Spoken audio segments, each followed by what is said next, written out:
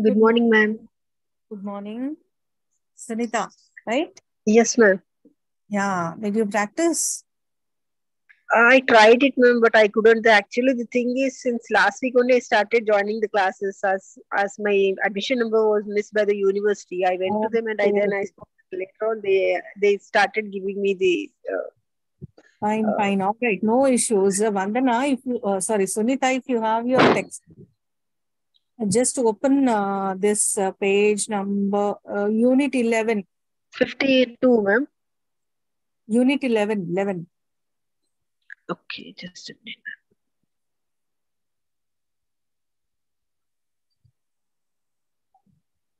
Unit 11, page number 151. Just a minute.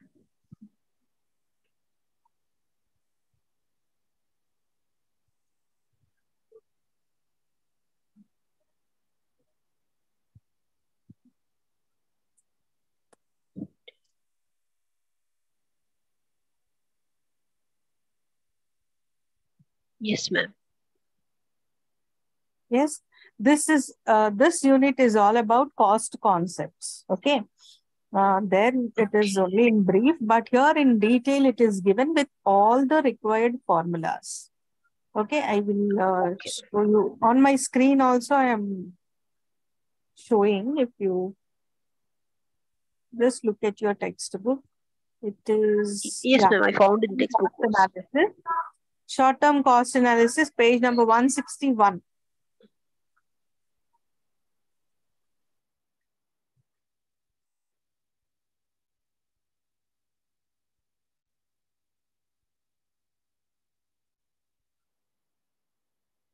Okay, ma'am. Thanks for the reference, ma'am. Yeah. Did you get this? 161 main. You see, you have all the formulas, TVC, TFC, total fixed cost, Oh, total okay, variable ma'am. cost, average variable cost. Very simple calculation. Now, if you want, I will explain you the problem. I think with which you can do. It is there in chat, right? You shared it again, right? Yes, Mr. ma'am. Mahindra Techno Private Limited develops customized software and general utility software wise MTL. Company normally generates 3,000 units of MTL per month. Now make a note, 3,000 units is your quantity. Okay. At a Yes, total cost ma'am. of rupees 27 lakhs 50,000. So 27 lakh 50,000 is TC. That Price is 27 lakhs total 50,000 is the price. Yes, ma'am. Now, in this case, simply if you want to find out average cost, divide total cost divided by the quantity. Total cost divided by the quantity, you will get average cost, followed by, however, it can support at full capacity, the clientele of 3,500 units per month at a cost of rupees 30 lakhs. See here, another, alternative is, given. I think here the difference of 500 is idle capacity under Okay, ma'am. usage of the capacity. So simply now, okay, calculate average cost per unit under normal working condition, that is 3,000 unit, 27 lakhs, 50,000 divided by 50,000 3,000, divided by 3,000. Yes, ma'am. we get average cost. On the other way, on the other, the quantity when it is changing to 3,500, similarly, apply the same total cost, that is 30 lakh divided by 3,500, you will get for that.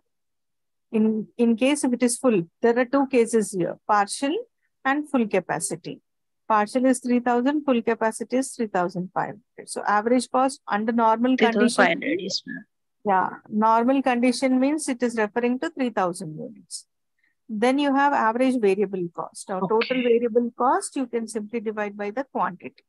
Total fixed cost, average cost, and total cost will give you, add both the cost, average cost and total cost minus total cost will give you average total fixed cost. Average fixed cost again divided by the number of Okay, ma'am. unit quantity, you will get it. Okay. Give a try. Okay, ma'am. Well and Thank you, good ma'am. if you are able to, otherwise we'll look into it again. Okay. So I think with this Yes, ma'am. I can do it, ma'am. Thank you, ma'am. Your query is solved, right? Now let's move on to the class where we stopped the supply. Yesterday we started discussing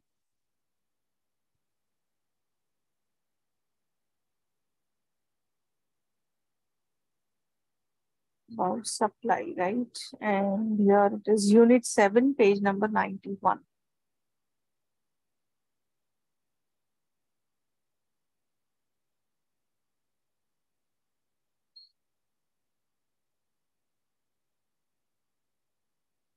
Yeah. So we've discussed what are the types of supplies, two types, joint and composite, and then followed by difference between supply and stock. Now let's look at what are the various determinants. Determinants of supply, which influence supply. Okay, what are the various elements that influence the supply? The price of a commodity is one which will influence, because here see every company is keen in making profits and every customer looks for best prices that are offered by different companies. So depending on the perspective of price from the customer's perspective and from the business perspective, supply can have change. Okay, supply can be slightly either disturbed. There can be change in the supply which has been required. Okay. Next is price of the related good. As I mentioned, the price of the related goods are those goods which are alternatively used. They act as substitutes, complementaries, alternative choices.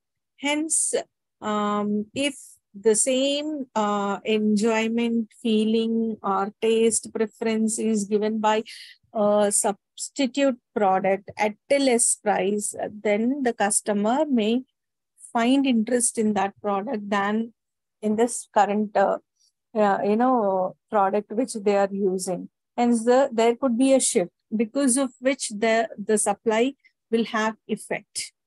Okay, then we have price of the factors of production. Yes, factors of production include labor, capital, and the other fixed expenses which are which contribute to the setting up of price, like position of raw material, all this.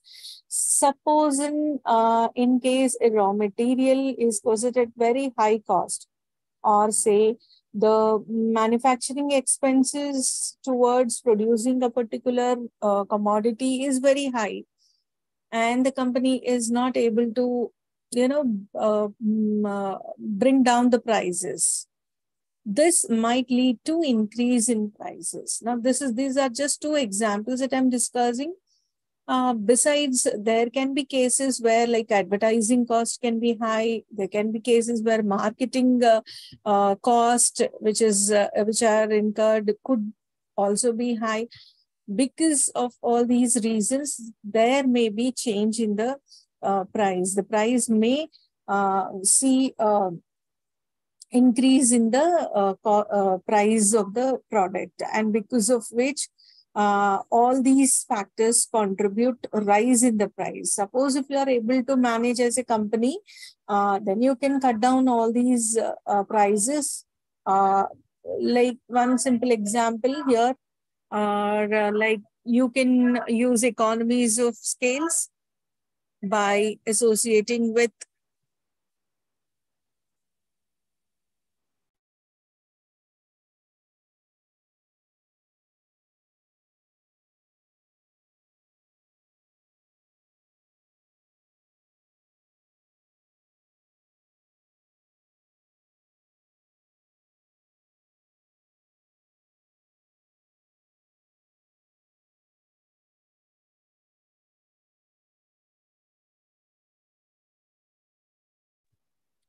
Yes, excuse me for that background noise. It's unavoidable. Yes, so price of the factors of productions are all those factors which contribute to the price. Sometimes they make the prices high. Sometimes they end up reducing the prices. So it all depends on the company, the managers, the various departments, which could put in efforts to bring down the prices, the cost which they are at which they are purchasing. That might give, that might have impact on the price of the commodity. Then producer's goal. Yes, sometimes, oftenly we see the producers definitely will have a goal towards the organization. And in case if it's not for profit, like NGO, etc., they are service oriented. So in this case, a nominal fee could be charged for whatever services or the commodities that they are making and serving the society. Besides, a company which is the prime motive of that company being the profit maximization, in such a scenario, the price will have impact. So price may get influenced in these two scenarios. One, when the goal of the producer is just to make profit, irrespective of what the other competitors are charging or what is happening across in the market. They are goal oriented, for which they are charging the prices. Besides, an NGO which serves the society just for the sake of their, just to ensure that they attain their own goals in their respective areas. So producer's goal also plays a vital role. State of technology. Now, state of technology here refers to the technology being adopted at various levels, because of which the price may have impact. Suppose in a plant which is currently used in a company which is producing some, commodities with a capacity of 10,000 units per month. The same plant, because of the, upgradation in the technology, if replaced with the sophisticated technology, can produce double the units, that is 20,000, and within 15 days. So here, the thing is, try to understand, the company should be in a position to firstly invest in that technology. Because currently they are with the plant which is producing 10,000 units per month. Now they want to buy a new plant which is giving 20,000 units within 15 days. So this upgradation, when the company wants to do, they have to firstly invest in that particular asset. After which they see that there is a huge difference in the, besides the labor also gets affected. The labor earlier working for the plant which was producing 10,000 units per month now should be trained, okay? Or suppose in 10 laborers are working with that plant. Now there is no need of labor as compared to the previous one. Say only 2 or 3 technical people will be good enough to function with that plant equipment. Then in that case, even labor is reduced. Right? So technology which is being adopted by the company and the capacity of the companies, to buy such a technically sound plants and equipments also makes a difference and will influence the price of a commodity. Okay. Then we have number of suppliers, government policies and regulations. Yes. The basic, number of suppliers are the channel through which we receive raw material. A company would probably receive raw material, and also these are the ones who ends up supplying to the retailers and wholesalers, followed by they are the one who reaches the customers at the end. So number of suppliers also makes a difference. The more the channel is, the channel levels are, the more cost is incurred in order to maintain, which may have impact on the price. The lesser the channel, the lesser is the cost incurred to maintain, and the price for that given commodity will also have impact. Okay, so that way channel, that is the suppliers, also the number of suppliers also makes an impact on the price of a commodity. On the other side, if we look at policies and regulations, the subsidies which are given by the government for some specific products and for specific organizations like MSME. Okay, all those who are under the tag of MSMEs are given subsidies. Besides subsidies, they are also given support in the form of marketing, exporting, etc. So, because here, see, these small organizations need not go for the high cost fees which are charged from them for exporting the product, or say for making the product, etc. Because the government is able to extend their help, assistance in the form of subsidies and assistance and help in different forms, not just exporting, but from the very initial stage of establishing the units till they are successful. The government, the MSME companies are behind them in making their business a successful one. So all these kind of help, assistance, subsidies will enable these MSMEs to fix prices normally, okay, because they are not making, they are not expending too much on the other specialized services. The services are being given to them, extended to them by the government. So hence, all that service fees are being zeroed for them, because of which they are able to give at the best prices as compared to any others. So that way, government policies towards these kind of organizations and the regulations will make a lot of difference. Sometimes you look at the agricultural sector, industry sector, textile industries, etc. Taxes differs from one industry to another industry, and because of which, again, for to buy a particular, now suppose you go to buy an insurance product, you have to pay a huge amount of tax.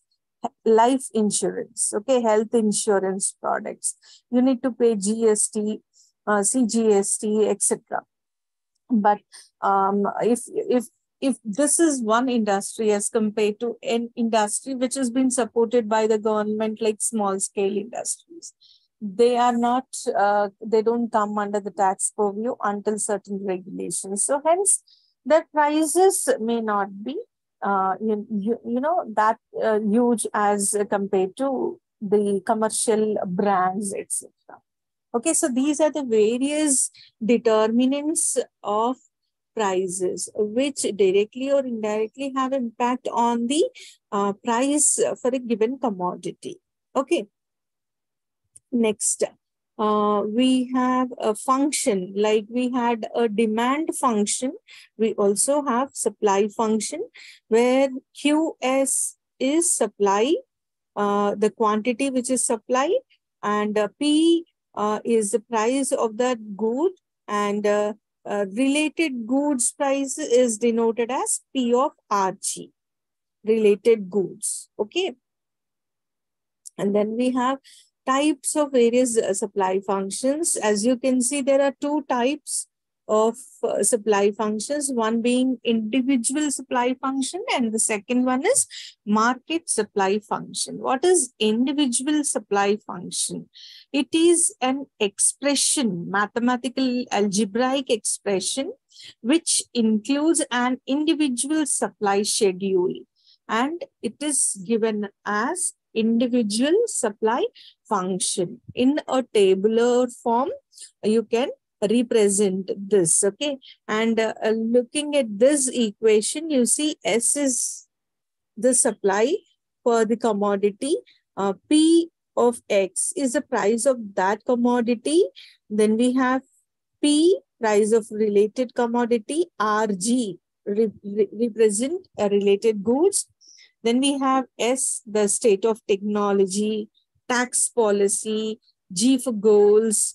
Okay, all these are the various elements which have effect on the price of the product commodity, as well as they again have impact on the supplying. So all these becomes the elements of the supply.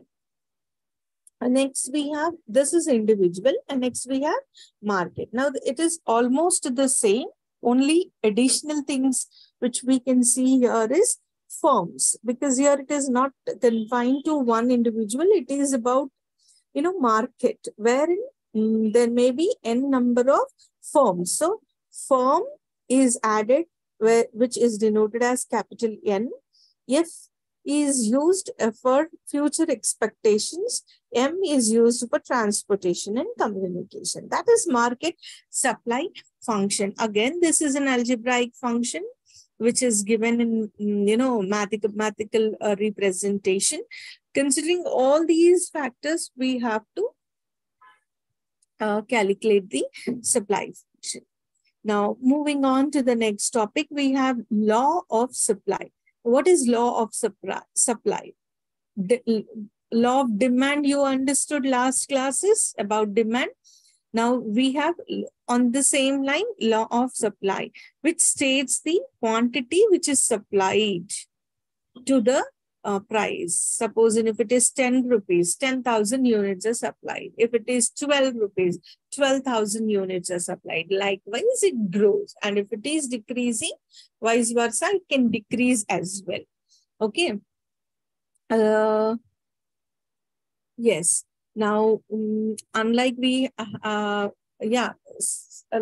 way we try to understood the law of demand and its various assumptions, on the same lines, we also have law of supply and as well as assumptions. At that point, I made it clear that assumptions are those on which the law is based.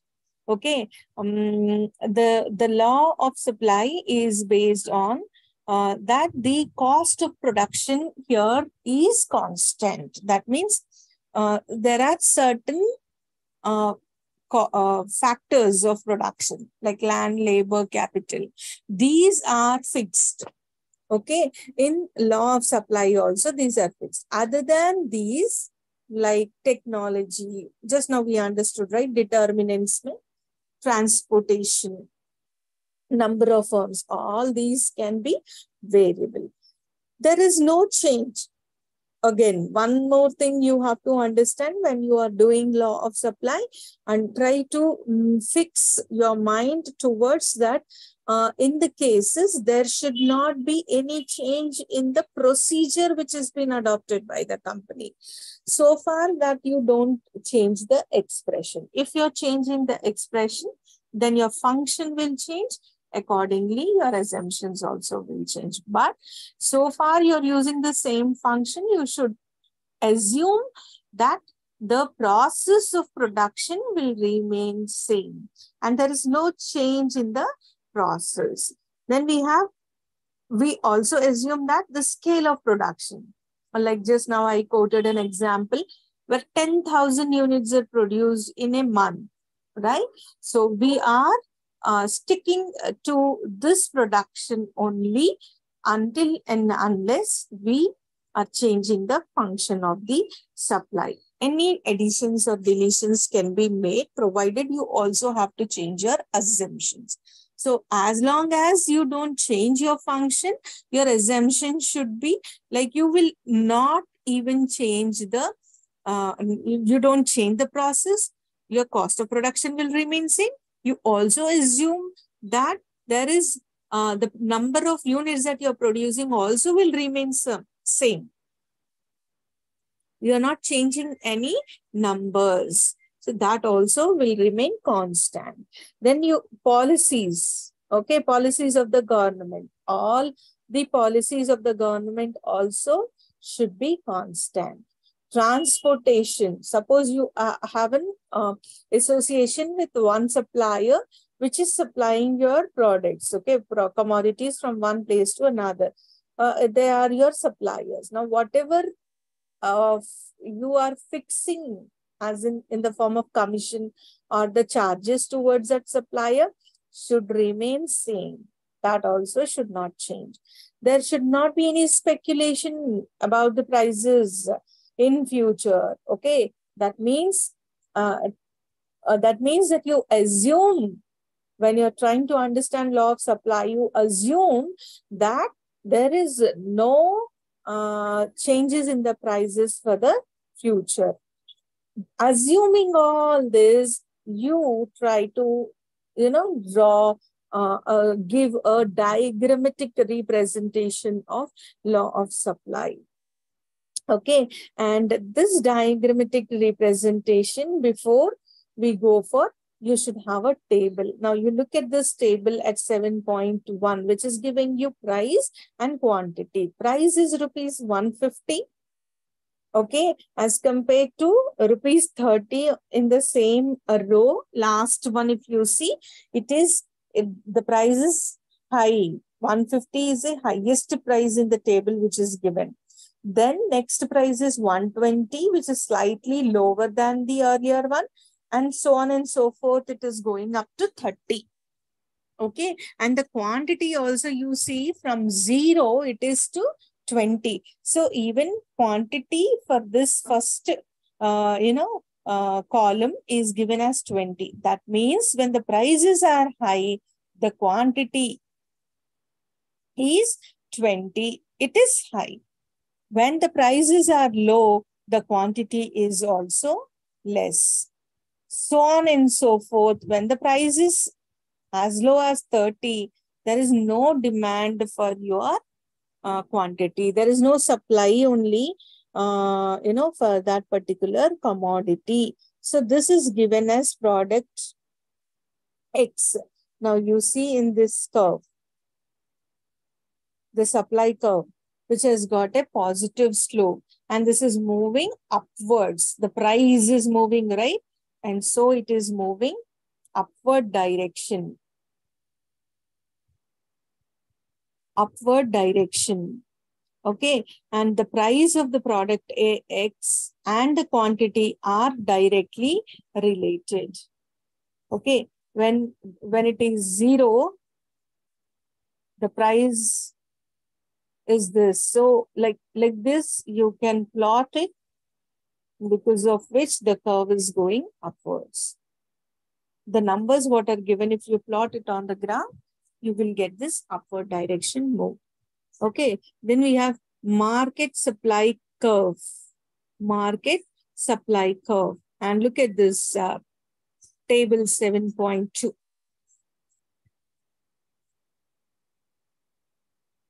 Table 7.2 is giving you two forms are there, form A and form B. And market supply for product X is given. So quantity and price for each form is given. Besides, total market is also given. Now you see form A, it is 0, 0, 0, 4, 6, 7, 12, 12, 17, 16, 24, and 20. When the quantity supplied is 24, the price is just rupees 20. Now the same table, if you have to plot it on the graph, you see the supply curve, market supply curve.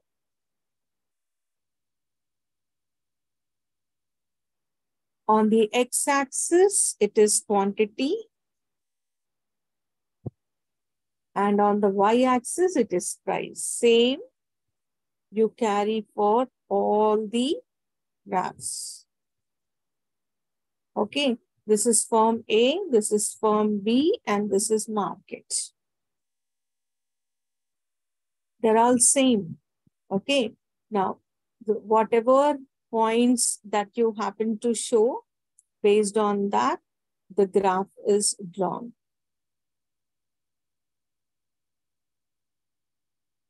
Now, you may be wondering, what is market supply? Market supply is just the sum of A and B. Suppose we are assuming here in the market, there are only two firms, A and B.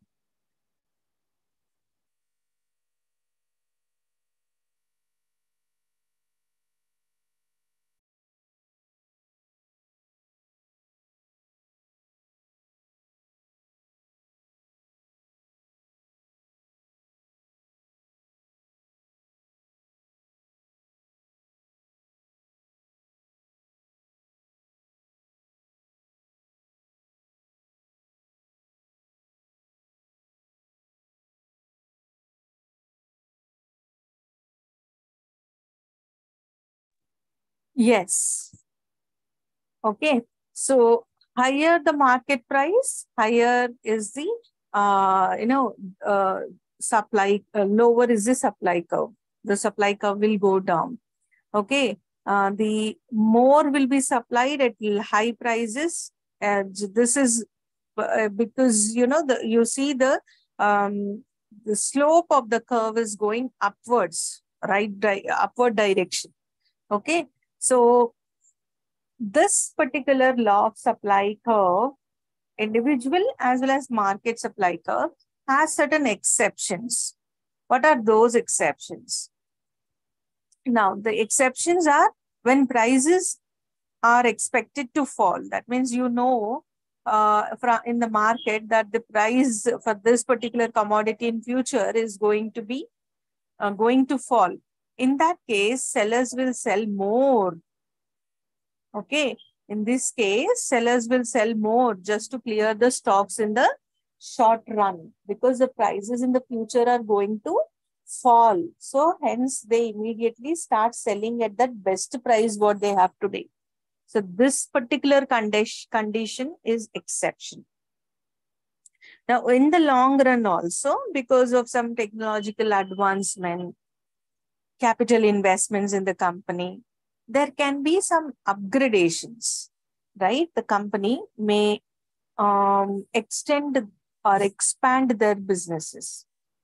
Now, in the assumptions just we discussed, right? All this should remain constant. Keeping in mind that, yes, all these are constant, the same procedure, the same technique is adopted by the company in producing and supplying the material, commodity. But when it comes to reality, there can be several changes like price, just first point as we discussed. Okay, now gold prices, if you know that next week the gold prices are going to increase, what do generally women's do? Immediately they rush and they start buying it today. If there is a need, immediately they buy it today. Likewise, there could be commodities, even petrol also. If the government announces tomorrow the petrol prices are increasing, what do you end up doing? You try to buy it today itself. So these cases are exceptional when you are trying to understand law of demand. So all this you have to put it, constant.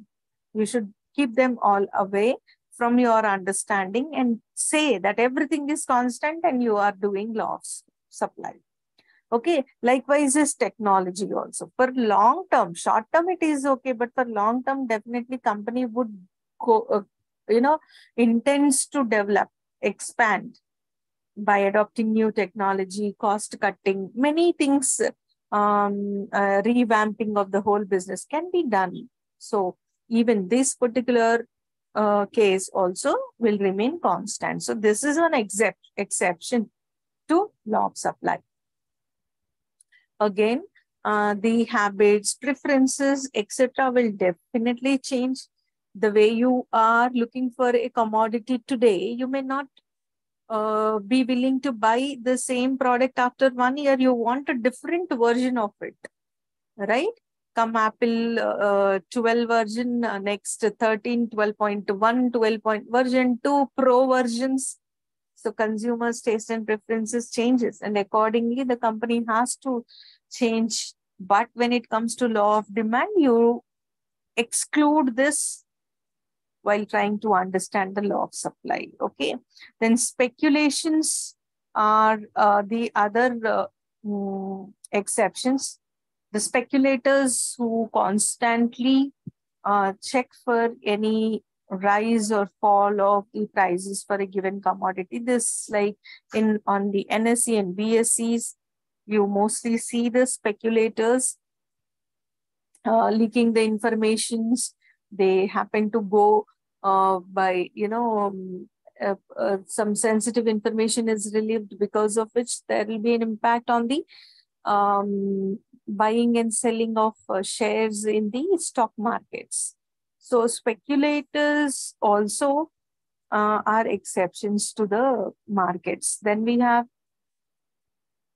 agricultural products. Yes, there can be lot many disturbances, influences directly and indirectly, some controllable, some uncontrollable, for agricultural products. Like the recent climate condition, continuous rainfall has damaged a lot of agriculturals across, right? So these cases you have to put up as exceptions. You cannot apply law of supply in those cases. So agriculture also is away, from law of supply. So law of supply doesn't apply at agricultural products. Then we have other factors like transportations, policies of government, factors, policies towards the wages which are paid to the laborers, okay, etc. Are various, exceptions which are put up as constant. You don't think about while you're trying to understand the law of demand. Okay, this is the reason why the supply curve here will remain backward sloping. Okay, backward sloping, as you can see in 7.5, backward sloping. This one is labor, this is wages, and you see this goes down.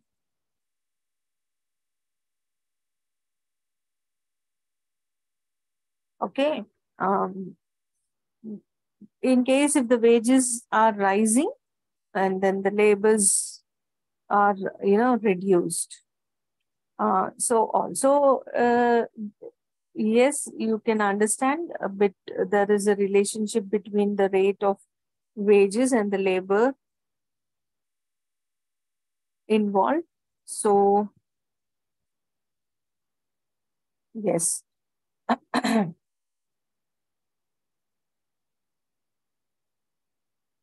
This particular graph is referred as backward sloping supply curve.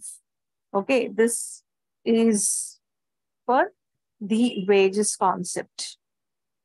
Okay, and then we have change in supply.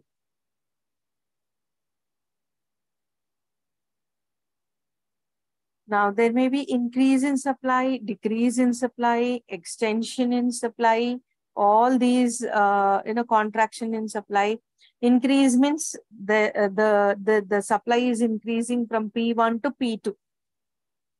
Okay, that is the price and the quantity which is supplied. Okay, from N1 to N2. The first graph you can see. Yes, this is the quantity supplied, and this is price.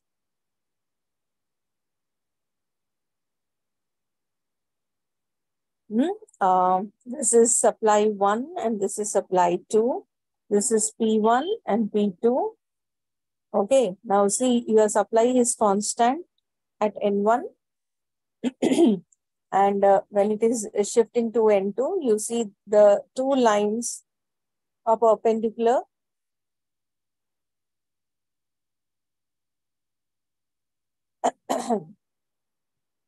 So here you see there is a shift in the supply curve towards the upward direction.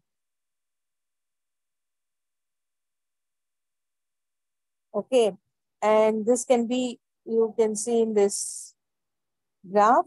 And then we have decrease. Decrease is just coming down from S2 to S.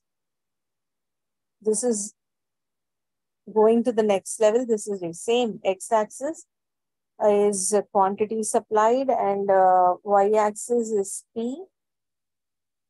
So here your S2, from S2, the curve is shifting towards S. This is indicating a slope, a shift, a downward movement.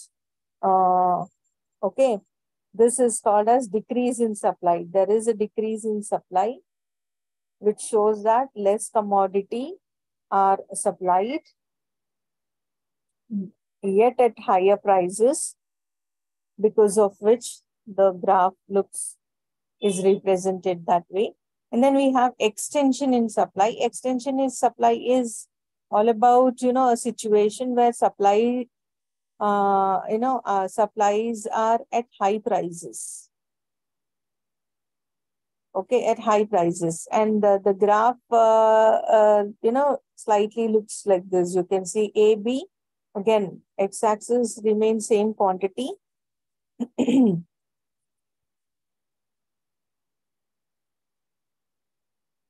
And this is price. Okay, A, B, C, D.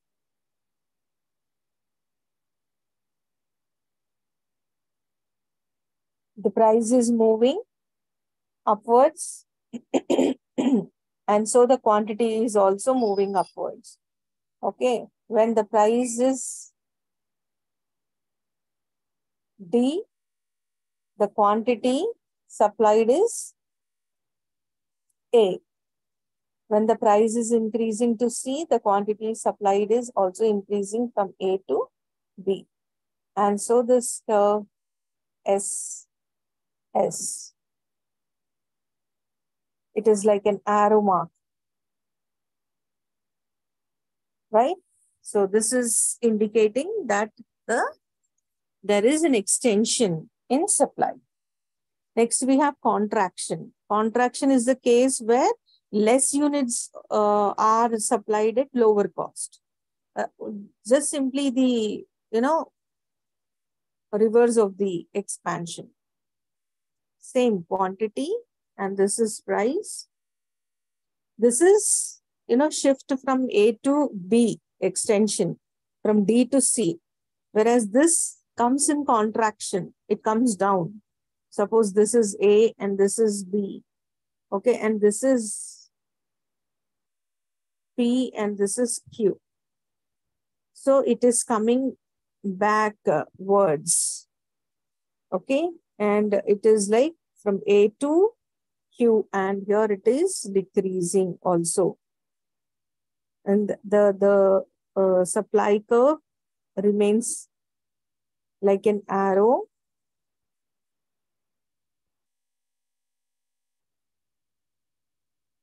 But the movement is decreasing, contraction in supply.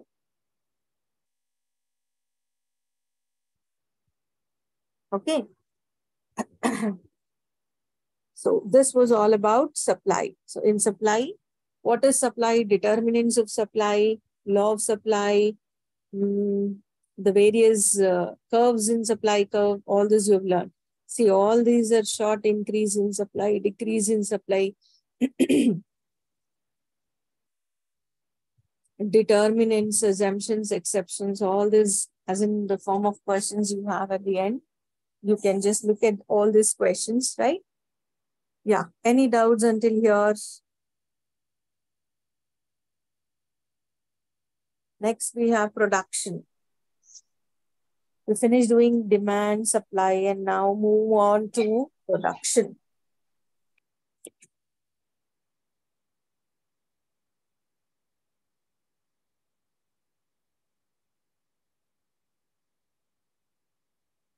That's good to hear, Vishwanath. Any others? Any doubts until here? Or No, ma'am. yeah, we have another 5-6 minutes left. I think we will, if we stop again next week, it is difficult to recollect what we do. Production function will start in the next class, okay? Meanwhile, any other doubts if you have, you can clarify another 2-3 minutes.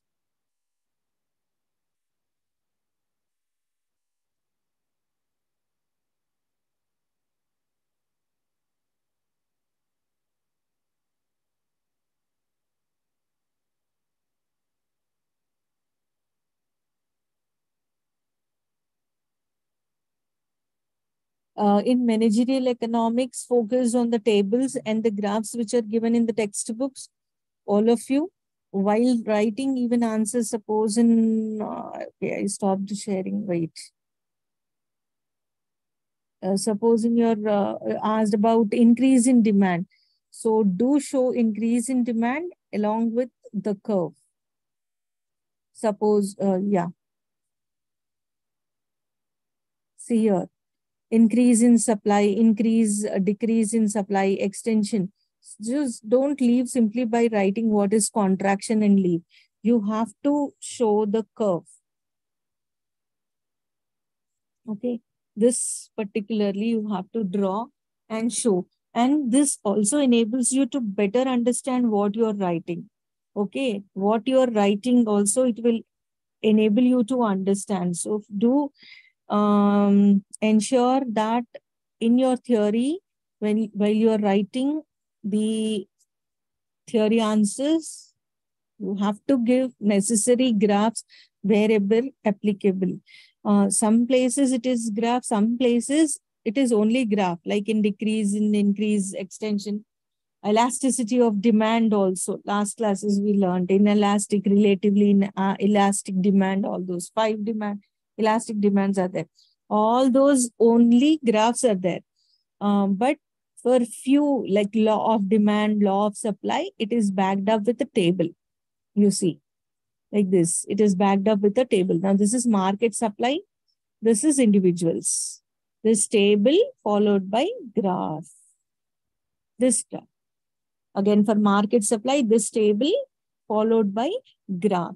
You can do experiment by changing the values also. By changing the values also, you can try to better observe the content and then reproduce in your own style and in your own way. Need not stick to what is given. Only thing is basically how it works. The price and quantity is given. So even in the demand concept also, you have table and graphs. So do ensure that you, to get good marks and a better understanding on the content, you have to use the tables and graphs in managerial economics. Very important. Okay.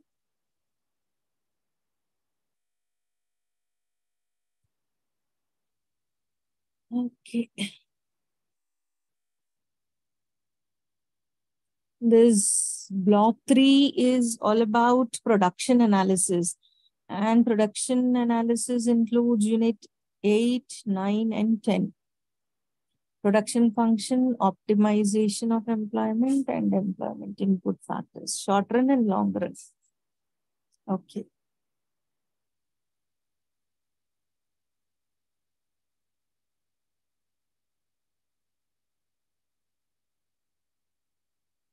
Okay, what is production, anyone? Yes, Vishwanath. Okay, good. What is production, anyone? Okay, can you tell about yourself? What do you do if you are working?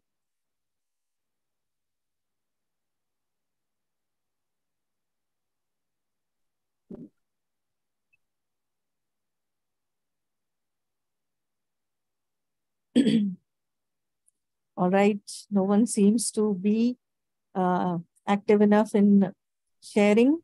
Well, production function also, no replies. Anyways.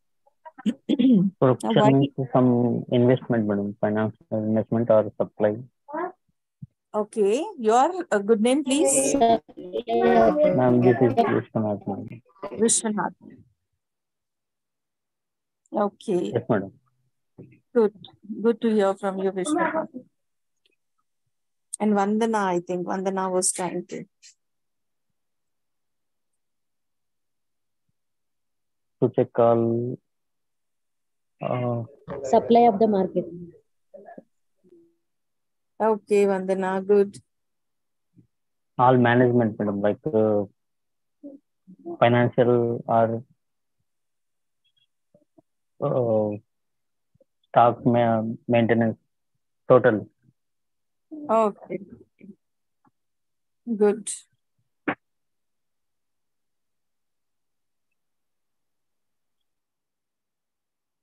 Anyone else would give a try?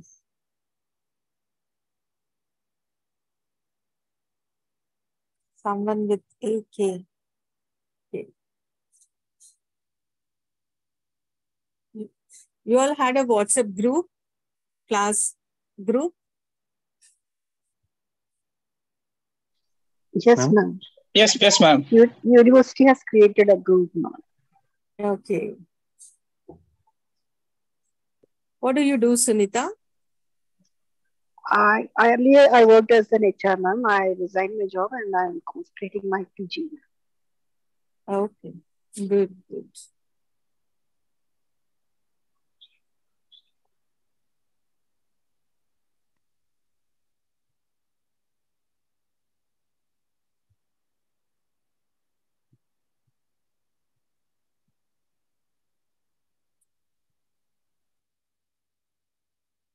All right, then we shall stop the class here and see you all in the next week's class on Saturday and Sunday again. Meanwhile, happy learning to all of you. Keep learning. And yeah, all the best for your assignments. Keep trying, give a try, Sunita. In case if you are not able to yet do, we can look at it next week. Okay? Okay. Take care. Thank you. Bye-bye. Thank you. Anytime.